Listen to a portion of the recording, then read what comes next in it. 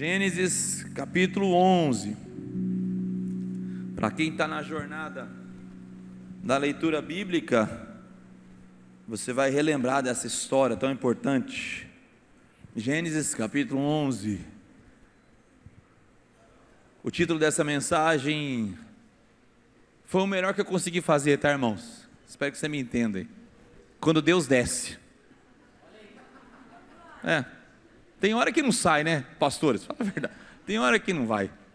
Tá aí, eu falei, vou pegar o texto aqui, porque Deus desceu. Então você vai entender. Tá bom, irmão? Quando Deus desce. Gênesis 11, a partir do versículo 1. Em toda a terra havia apenas uma língua e uma só maneira de falar. Os homens partiram do Oriente, encontraram uma planície na terra de Sinar e habitaram ali. E disseram uns aos outros: venham, vamos fazer tijolos e queimá-los bem. Os tijolos lhes serviram de pedra e o betume de argamassa. Então disseram: venham, vamos construir uma cidade e uma torre cujo topo chegue até os céus, e tornemos célebre o nosso nome, para que não sejamos espalhados por toda a terra. Então o Senhor desceu, diga, o Senhor desceu, para ver a cidade e a torre que os filhos dos homens estavam construindo. E o Senhor disse: eis que o povo é um, e todos têm a mesma língua. Isto é apenas o começo. Agora não haverá restrição para tudo o que planejam fazer. Venham, vamos descer e confundir a língua que eles falam, para que um não entenda o que o outro está dizendo. Assim, o Senhor os dispersou dali pela superfície da terra e pararam de edificar a cidade. Por isso, a cidade foi chamada de Babel, porque ali o Senhor confundiu a língua de toda a terra, e dali o Senhor os dispersou por toda a superfície dela. Não sei se a maioria das pessoas sabem aqui, mas a minha primeira formação é em engenharia civil. Então eu tive o privilégio de frequentar obras pela minha vida, e é muito interessante ter uma obra dentro da igreja do que eu pastoreio hoje, né? Então eu vira e mexe, eu faço algumas visitas. Não tem nada de visita técnica, que faz mais de 20 anos que eu não sei que é engenharia civil. Então, mas eu sou metido, vou lá, pego o capacete e dou uma andada na obra. Eu não sei se você sabe, mas cada cor do capacete dentro de uma obra tem um significado. Cada uma representa a função da pessoa dentro da obra. E o capacete branco é do engenheiro civil, entendeu? Então eu chego ali e procuro, cadê meu capacete branco aqui? E eu coloco meu capacete branco e dou uma andada na obra da igreja da criança. Eu fico imaginando algumas pessoas ali trabalhando na obra que não me conhecem. Lá vem o engenheiro, e eu vou passando assim, olhando e tal. Não estou sabendo mais nada do que está acontecendo lá. Não sei mais da ordem, não sei mais nada, mas eu vou como se eu estivesse olhando e fiscalizando a obra.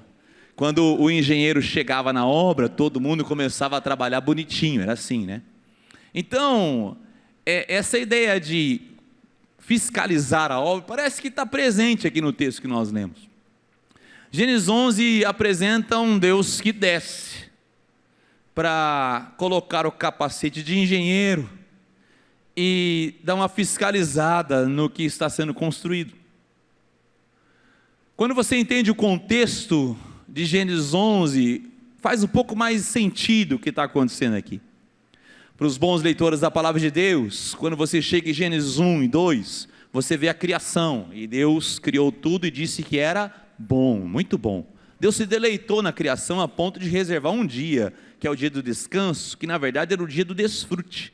Deus desfrutava daquilo qual Ele trabalhava. Por isso que eu e você temos que ter um dia para desfrutar daquilo que trabalhamos. É bíblico isso. E você vai ver no decorrer da história que Deus cria um lindo jardim e coloca o casal Adão e Eva para cultivar e dominar sobre aquele jardim. Mas como Deus é um Deus que não é um Deus tirano, Ele quer ser amado por uma escolha minha e sua, Ele disse para esse casal: olha, de todas as árvores vocês podem comer. Há uma imensidão de quantidade de árvores aqui, frutíferas. Vocês podem caminhar nesse jardim maravilhoso, mas uma árvore em especial, vocês não se aproximem. não comam do fruto, porque o dia que vocês comerem, vocês vão experimentar o que é a morte. Mas você conhece a história, que Adão e Eva acabam comendo desse fruto, e ali a condenação cai sobre a humanidade, que se chama pecado. E daquele dia em diante, o nosso ser foi tomado, dominado pelo pecado. Não há nada de bom em nós. Então Deus expulsa Adão e Eva do jardim. Eles ali começam a construir suas vidas, terem filhos. E acontece que a história da humanidade em rebelião a Deus, ela vai de mal a pior. Ela vai numa queda espiral, em decadência total, frente à moralidade. Por exemplo, os primeiros irmãos, Caim e Abel, já tem ali uma discussão. Caim vem e mata o seu irmão Abel, porque Deus havia se agradado da oferta de Abel e não de Caim. Apesar da advertência do próprio Deus com relação a Caim, quando se aproximou de Caim, disse: olha, o pecado jaz à porta, cumpre a você dominá-lo. Mas Caim não deu ouvidos e foi e acabou matando o seu próprio irmão. A humanidade sem Deus, ela se desconecta não só de Deus, mas começa a se desconectar dos seus próximos, de próximos tão próximos como irmãos. Então você vê que a primeira relação de uma família, ela é destroçada quando dois irmãos ali, um dos irmãos, melhor dizendo, mata o seu irmão mais novo.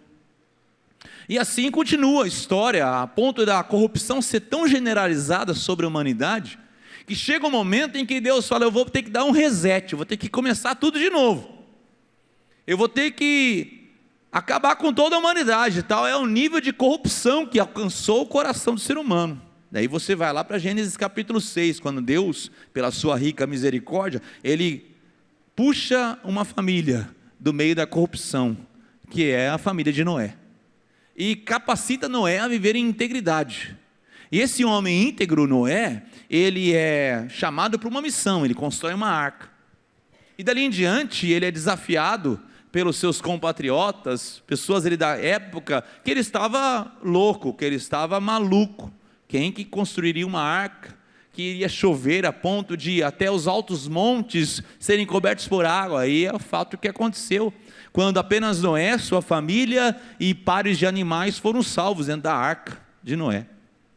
Depois que a arca pousa, depois desse grande dilúvio, no Monte Ararat, e eles saem da arca, ele oferece um sacrifício, Deus faz um compromisso com a humanidade, coloca um arco nos céus, que é o arco-íris, dizendo: ó, essa é a aliança, esse é o símbolo da minha aliança, que eu nunca mais destruirei o mundo dessa forma.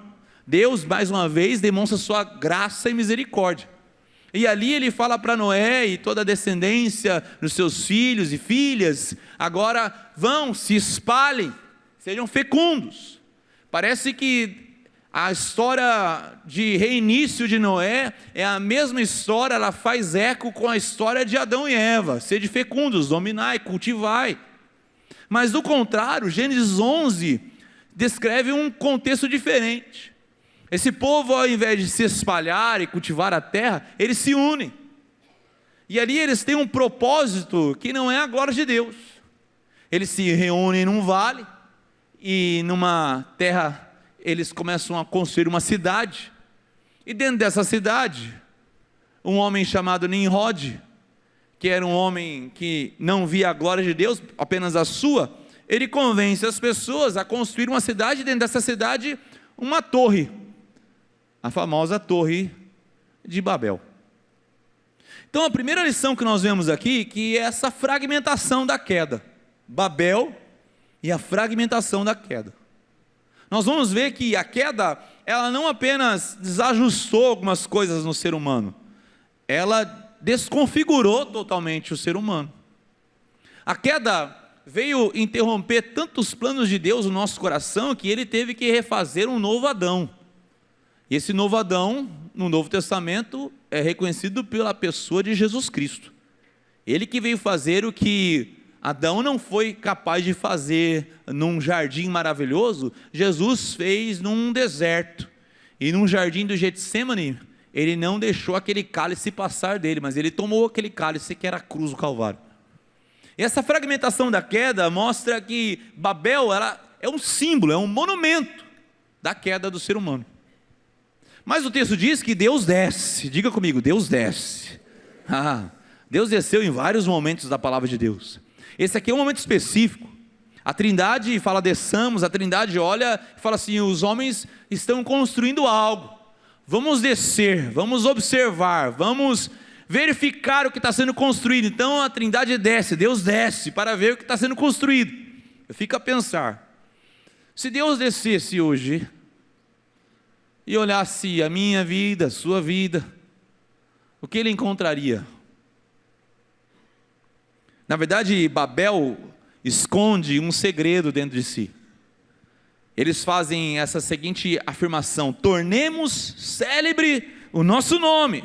Em outra versão fala: vamos fazer um nome para nós mesmos, vamos ser reconhecidos, vamos juntar forças, vamos elevar essa torre até os céus. E aqui fala de tecnologia, porque a tecnologia daquela época era fazer tijolos e argamassa, era algo novo. Quando eles viram que conseguiam fazer uma casa, um casebre, eles falaram assim: a gente consegue fazer algo maior. Quem sabe alguém se arriscou a fazer um sobrado, depois alguém fez um pequeno prédio, 3, 4 andares. Então eles começaram a fazer, por que não pensar numa grande torre, uma torre que simbolize o nosso sinal, a nossa magnitude, o nosso alcance, que simbolize os nossos ganhos. Torre de Babel significa isso, é uma construção egoísta, repleta de orgulho. E quantas vezes nós não temos torres de Babel construídas em nós mesmos? E esse grupo aqui não era ingênuo, eles queriam adoração para si. A ordem da adoração se inverteu aqui em Babel. Ao invés de buscarem tornar o nome de Deus conhecido, reconhecido, adorado, eles falam: tornemos o nosso nome célebre. Tornemos o que fazemos gigante, visível, palpável. Que tudo que fazemos seja para a glória de nós mesmos. Então, você vê esse orgulho incrustado no coração deste homem, desses homens. O resultado então desse pecado é pura idolatria. Idolatria aqui não é a alguma coisa, não é a um símbolo, mas idolatria a si mesmos. Quantos homens e mulheres estão endeusando a si mesmos? Quantas pessoas colocam a sua vida como um Deus principal? Quantas pessoas olham para si buscando esse Deus interior? Já ouviu falar assim? Se você vai buscar esse Deus interior, né? A pessoa não vai admitir isso, mas ela é guiada pelos seus próprios pensamentos, ela é guiada pelos próprios sentimentos, ou seja, ela é o Deus dela. Porque se ela faz tudo o que ela ama e sente, então ela acaba sendo o seu próprio Deus. E é assustador o que tem acontecido aqui. Então a história de Babel é esse exemplo, que até mesmo aparentemente um bom projeto, construamos uma cidade, construamos uma torre, pode ser um laço na vida de alguém. Você já percebeu que ninguém cai por aquilo que você tem certeza de que você é fraco, você observa, você fica vigilante. As pessoas caem naquilo que se acham fortes. É aí que vem a tentação. Não, eu sou forte. Não, eu já me livrei várias vezes desse momento.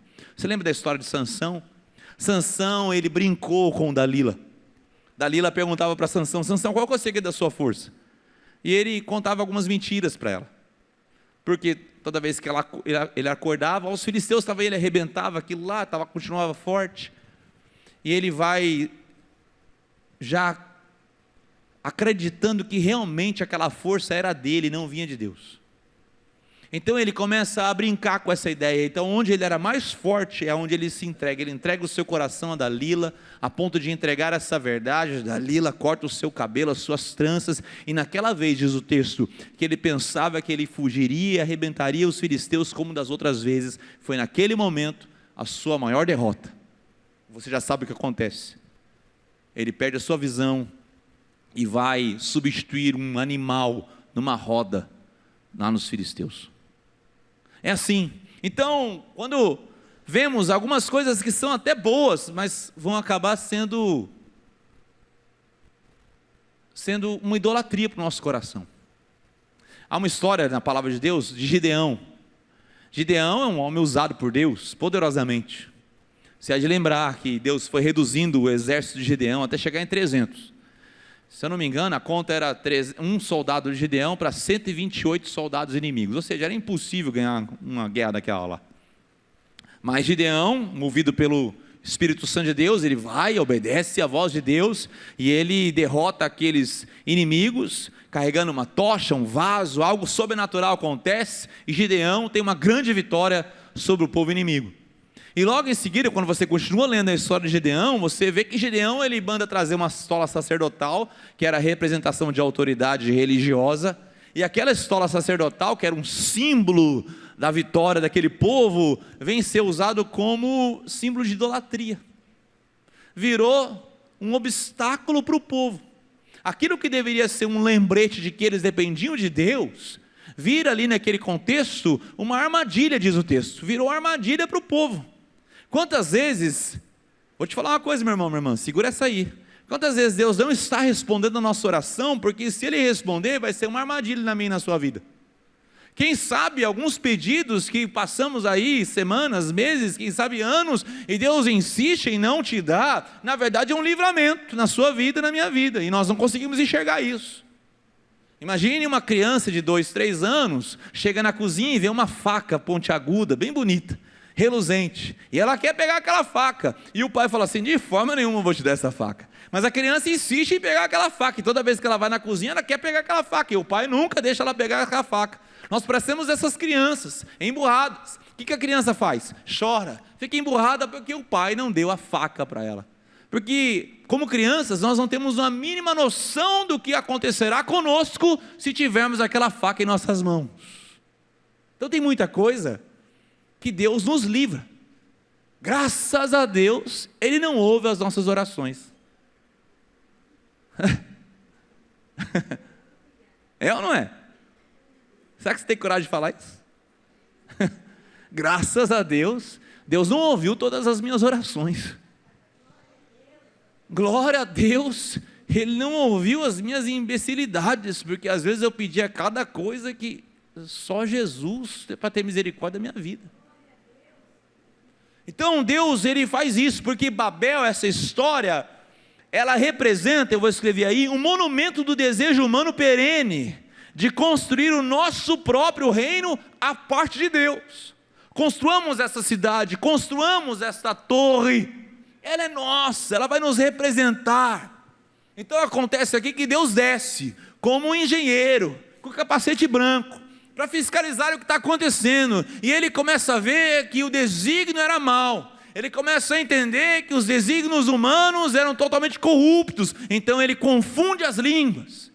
Então um pediu argamassa, o outro entregou pedra, o outro pediu tijolo, o outro entregou areia, e eles não conseguiram se entender, e foi a bagunça tão grande que eles se reuniram em pequenos guetos, os quais se entendiam e se separaram, se dividiram, e aquela cidade parou a sua edificação, eles tiveram que abandonar toda aquela obra. A unidade deles aqui ruiu, se dispersou. Parece muito do que a gente tem experimentado no meio cristão evangélico no Brasil. Quanta dispersão, quantas línguas diferentes. O que tem sido feito em nome do evangelho?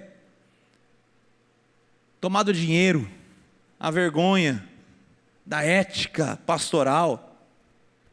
Algumas celebrações, alguns cultos são mais um culto à personalidade que está pregando ou cantando do que a Deus. Alguns cultos são um louvor a uma pessoa com CPF do que uma glória, adoração ao Deus eterno, de eternidade em eternidade. Algumas igrejas não estão entendendo essa mensagem esclarecedora de que o homem é pecador. Alguns púlpitos mais amaciam o nosso ego do que confrontam a nossa vida. Eu já disse isso uma vez para você. Se você sair dessa igreja, de um culto aqui, falando assim, nossa, que mensagem maravilhosa, me fez tão bem. Eu não alcancei o objetivo. Porque a palavra de Deus, é claro, ela vai acalentar os nossos corações, é lógico, vai trazer a graça, a misericórdia, o abraço do Senhor. Mas ela também, misturada a isso, traz também confronto. É que nem uma trufa de chocolate com maracujá, entendeu, irmão? Você dá uma mordida, tem lá o doce e o azedo junto, sabe? Aquela mistura. É isso, é o evangelho. Você mastiga o evangelho, ele pode ser até um pouco amargo, porque vem verdades juntas, mas também vem a doçura da graça e da misericórdia do Senhor. Então, não aceite um bom bocado do evangelho não, tá? Não aceite, fuja disso, fuja. Espera aí, fala assim, cadê o ardor? Cadê o confronto? Cadê o maracujá desse chocolate aqui? Eu quero ser confrontado, nós precisamos. A pergunta que pode suscitar no nosso coração é, quando é que construímos torres de Babel então? Quando? Construímos torres de Babel quando perdemos a nossa família, mas nunca perdemos uma reunião de negócios.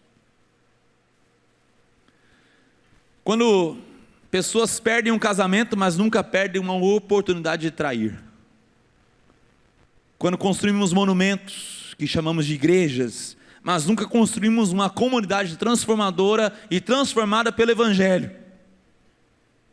Estamos construindo Babel. A gente pode falar com toda a autoridade aqui.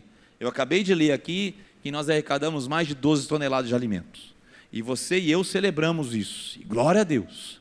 Mas agora eu posso me esconder atrás dessa atitude generosa e dizer, já fui generoso esse mês, check. Agora só mês que vem. Generosidade, não me procure que eu já fiz a minha parte esse mês. Ajudei no quilo do amor, poxa, está tudo bem. Eu acho que Deus já aceitou a minha parte de generosidade esse ano, quem sabe. Eu posso me esconder, por exemplo, nós temos uma linda torre de oração. Ela não pode se transformar numa torre de Babel. O que eu quero dizer com isso? Temos irmãos e irmãs que são gideões da oração. Dou 1 hora do seu dia, da semana, para orar nessa torre. Agora eu posso olhar para aquela torre e achar que eu estou revestido em oração, e aquilo ser um salvo-conduto para que eu não ore mais. Eu construo uma torre de Babel quando eu jejuo, só quando há uma campanha na igreja. Essa semana a igreja está jejuando, então deixa eu jejuar também. Essa semana a igreja vai orar, deixa eu orar, porque a semana passada não orei, mas o pastor falou que tem que orar essa semana, eu vou orar essa semana. Eu vou construindo Babel em torno de uma religiosidade que eu dependo de uma instituição para dizer o que eu tenho que fazer. Enquanto que o cristão, o homem, a mulher de Deus, ele lê a Bíblia não porque aquela semana a igreja falou que tem que ler a Bíblia. Ele ora não porque aquela semana é uma semana de oração. Ele vai jejuar não porque foi marcado um relógio de oração, de jejum que nós vamos fazer. Não. É uma disposição intrínseca àquele que foi transformado pelo Evangelho. É um chamado de intimidade que eu e você temos. Eu não evangelizo porque tivemos um congresso de evangelização, então os pastores me deram panfletos de evangelização, agora eu vou evangelizar. Não, eu evangelizo todo momento, todo tempo. Eu proclamo as boas novas do Evangelho. Deus vai chamando pessoas. Então eu e você temos que tomar cuidado para não construirmos Babel. Há um livro do Tim Keller que chama Deuses Falsos, que ele fala, um sinal de que você fez das conquistas um ídolo, é que isso distorce sua visão de si mesmo. Aqueles homens, aquele povo que estava construindo Babel, estavam uma visão distorcida de si mesmos. Eles, ao invés de buscar a adoração a Deus, estavam buscando adoração a si mesmos. E quando o homem se prostra ao seu próprio ventre, é o final de toda a história, é o auge da corrupção do pecado do gênero humano. Quando o homem se curva a si mesmo. Se a minha família, por exemplo, é o meu maior amor, eu vou privilegiar a minha família sobre os outros. Se o meu negócio, ou o meu grupo religioso, ou os meus interesses egoístas e individuais forem o meu maior amor, eu vou privilegiar esses grupos, ou a mim mesmo, sobre a necessidade do outro. Então vamos ser pessoas que vamos criar os nossos guetos, vamos construir a nossa cidade, vamos construir a nossa torre. Sabe que as nossas células podem ser uma cidade com uma torre de Babel. Não aqui, em nome de Jesus, a gente não tem nenhuma célula aqui, mas tem célula que não deixa entrar ninguém. Não, pastor, todas as células são bem-vindas. Tem célula que mesmo quando você fala, chega aqui, mas você não faz ela entrar no grupo. A pessoa está fisicamente naquela sala, mas ela nunca está de forma de comunhão com os outros irmãos. Você nunca dá abertura para outras pessoas entrarem. Isso me vem falar de um texto maravilhoso, de uma parábola que Jesus contou, a parábola do banquete. O texto diz que um homem muito rico deu um banquete, e nesse banquete ele distribuiu convites, e o convite é: venham, vocês estão convidados para o grande banquete. Diz a história que essas pessoas que receberam o convite, chegou no dia, elas começaram a dar desculpas esfarrapadas. Eu comprei um campo, tenho que ir vê-lo. Eu comprei uma junta de bois, agora não dá para ir nesse jantar. Eu me casei. Parece com algumas desculpas assim que a gente ouve. Pastor, olha, eu casei agora, mas quem sabe ano que vem. Pastor, eu estou estudando, estou trabalhando, quem sabe daqui 2 anos. Olha, quando chegar, agora tive o filho, mas quando o filho crescer, não, pode contar comigo, mas não agora, porque agora eu estou cheio de coisas, agora, mas um dia vai chegar. São as desculpas. Aquele rei majestoso que estava dando esse banquete, ele disse para o seu mordomo: então, vai, traga as pessoas, traga outros para ocupar o lugar dos convidados que não vieram. E esse homem começa a trazer as pessoas, e a expressão é linda porque é um trazer físico, é pegar pela mão. Alguns foram convidados e disseram não, agora esses são carregados, são guiados. Pegou pela mão e nos trouxe. E aí nós estamos inseridos nesse banquete, eu e você. Aqueles que não estavam na lista de convidados oficial, que os judeus que negaram a pedra fundamental que era Jesus Cristo, agora eu e você fomos alcançados por esse convite, e fomos tomados pela mão, trazidos para a festa, e há lugar nessa festa para mim e para você. Diz amém, por favor. E nós fomos guiados, e algumas pessoas foram guiadas, literalmente, por outras. Quem sabe você foi guiado pelo seu cônjuge. Quem sabe, maridão, você demorou um tempo, cabeça dura, sua esposa veio antes de você, mas você chegou, graças a Deus. Quem sabe eu tenho visto aqui alguns filhos que estão carregando seus pais pelas mãos. É avivamento do Senhor. Mas a ordem está trocada. Os pais deveriam trazer os filhos.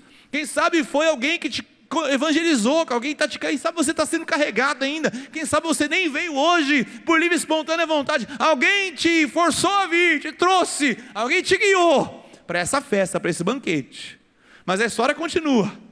Nesse banquete, depois o mordomo chega para a majestade, para o rei, e fala: o seguinte, eu fiz o que o senhor mandou, trouxe essas pessoas, as guiei, trouxe pelas mãos, mas ainda há lugar, ainda há lugar. Então ele fala: então vá pelas ruas, pelos valados, e traga pessoas, carregue-as, nem se for nos ombros, traga as pessoas, porque ainda há lugar. Diga comigo: ainda há lugar.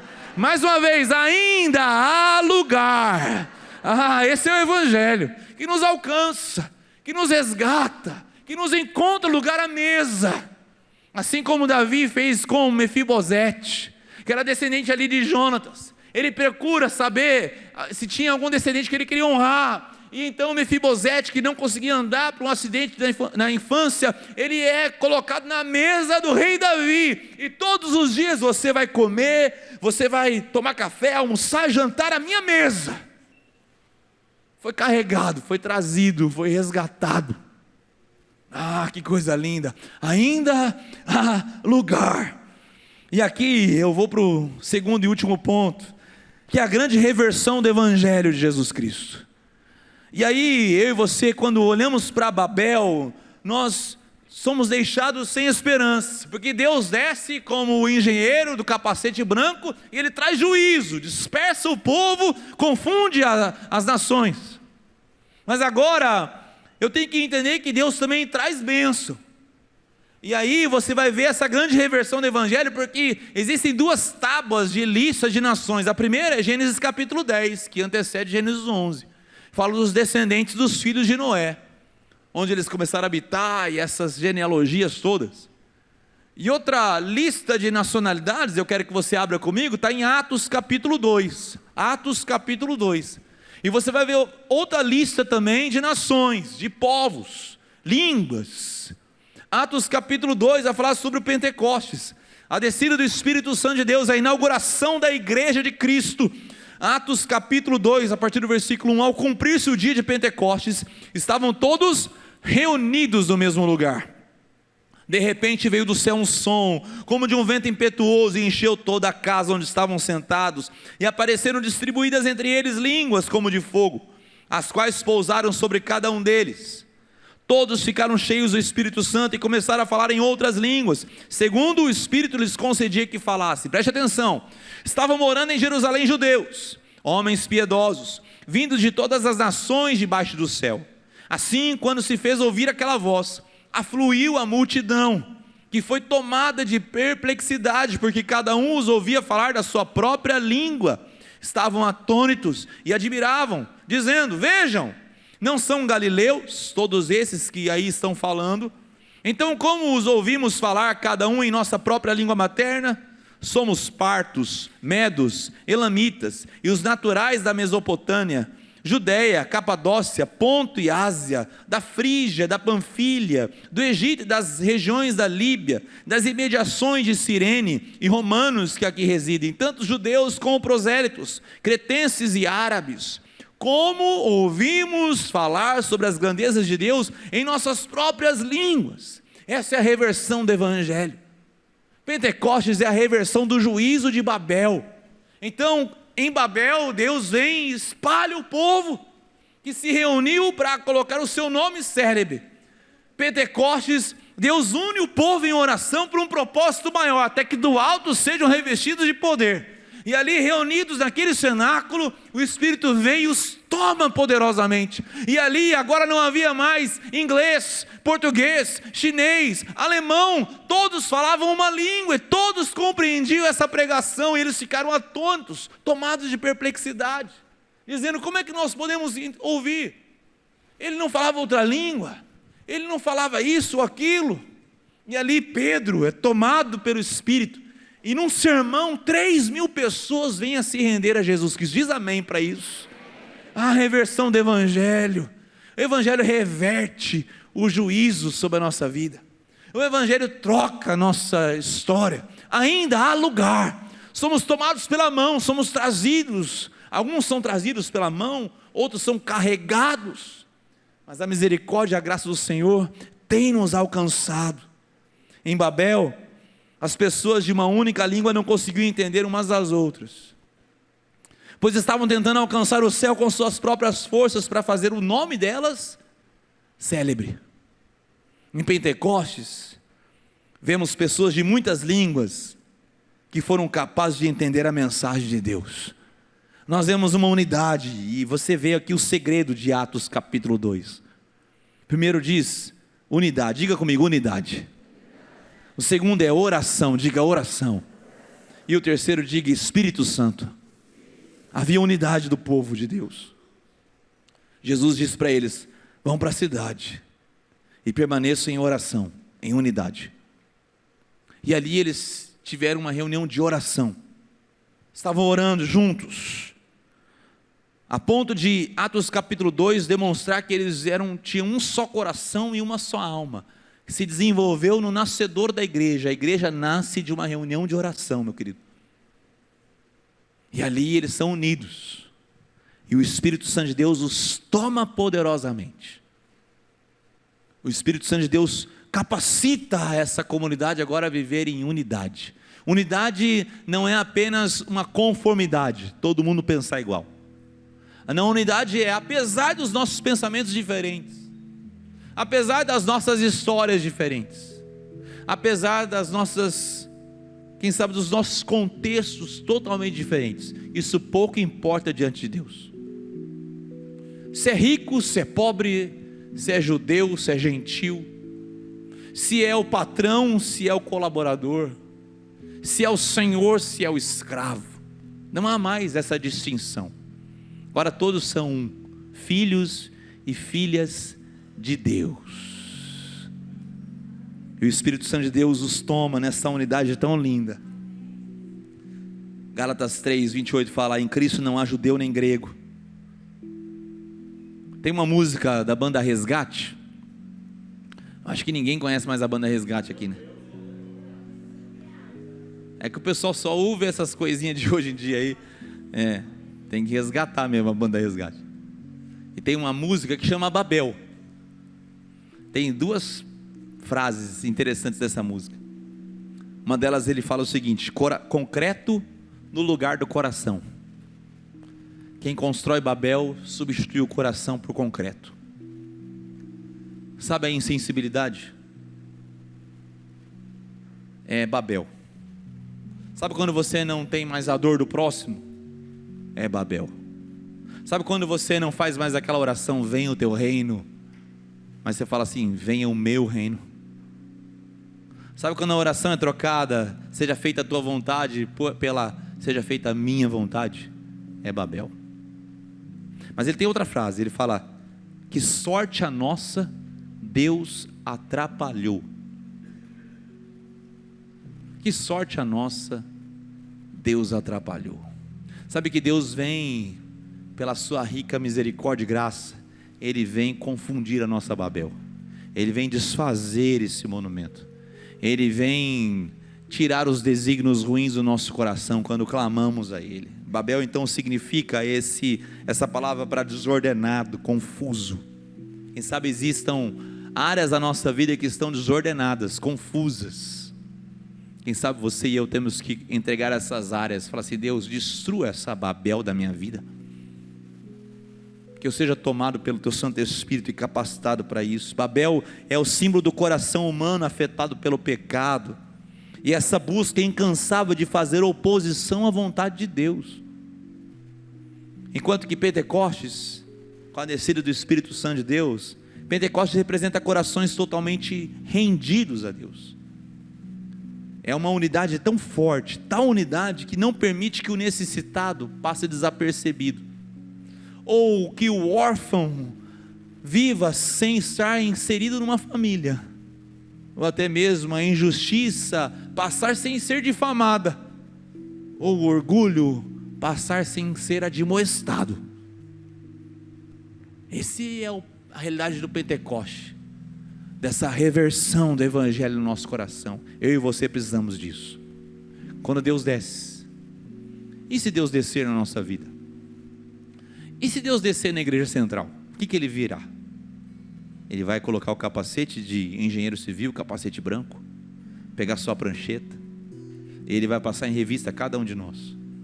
O que vocês estão construindo em Londrina? O que vocês estão construindo para Londrina? O que vocês estão construindo em suas vidas particulares?